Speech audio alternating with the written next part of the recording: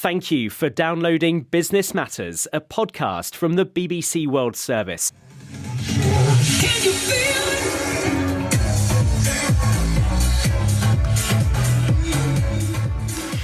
The music of banking, I guess. So, is it a healthy thing that a man who manages billions of dollars has another life entirely on the side? Amy Vetter is what she calls a mind technologist, advising businesses on a balanced lifestyle. She's an enthusiast for business people with a background. Absolutely. And when you have these habits and hobbies, it really helps you in the workplace, not only as a leader, but to connect authentically with your employees as well. And if you do that, is it also a way perhaps of making your own psychology, your own mental health perhaps better just by having a life outside the office? For sure. You know, there's lots of research around this about the brain. And as we get older than 25, our brain actually gets lazy. And so when we start creating habits and hobbies outside of work, we create new neural pathways in our brain, which allows us to learn again and be more innovative at work and creative, and helps us with decision making that we have to do every day. And does it matter what sort of outside activity is? I mean, some people might, I suppose, be keen on walking, or some people might be keen on cycling, some people might be keen on, I don't know, just stamp collecting or something. Does it actually matter? It does not matter. So you need to pick a hobby that is something that just lets your brain release. So if your friend does a sport and that's not good for you, like you're not getting that release, then it shouldn't cause you stress. You want to find a hobby. It could be knitting, it could be taking pictures, or it could be something athletic, wherever you get that release where you can be more present again and reset. But aren't people going to judge you if you have a particular hobby which they think perhaps is a bit trivial, perhaps suggest you're not this grand figure who is a serious person who takes things seriously? I mean, it is going to affect the way people see you, isn't it?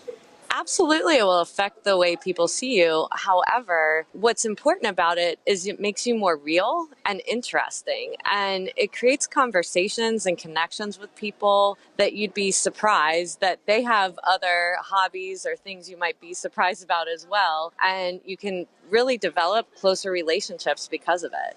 Is it perhaps in the nature of, perhaps you can actually go off with your employees, perhaps doing things like that? I don't know, maybe take them to a DJ, take them to a nightclub where you're doing the music. That might be a way of connecting with them, I suppose. Absolutely. And where you can create these experiences in the workplace where maybe your team members pick something that the group does each month. And it could be, painting, it could be taking a hike, whatever that is, so that you learn about everybody's interests and everybody can experience it with them. I suppose some people might say, but hang on a minute, in the end, what the business of Goldman Sachs is business. It doesn't, that someone's involved in DJing or something is neither here nor there. It's just so much nonsense, really.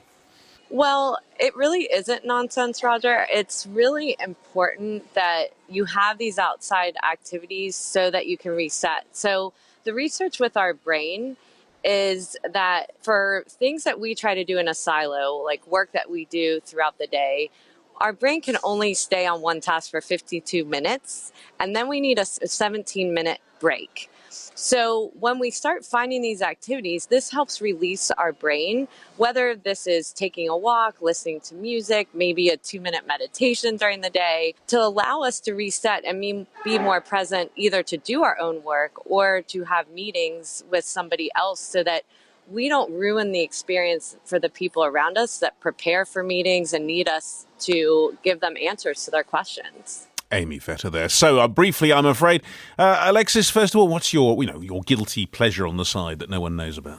Well, Roger, I know you were kidding, but maybe it is the music of banking, because I actually really like electronic dance music. Okay. So you were onto something. Well, perhaps you'll be listening to Mr. Solomon's, if you only but knew it. Jasper, what's your guilty secret? Well, I mean, I love all types of music too, and I think music is what kids listen to. I mean, it's a talent war out there. For me, I love coffee, so that's my guilty thing. So maybe my side job would be a barrister. If only we knew. Well, there we are. Thanks very much to both of you, and thanks for all of you for listening. We're back same time tomorrow, but from all of us here at Business Matters, bye-bye.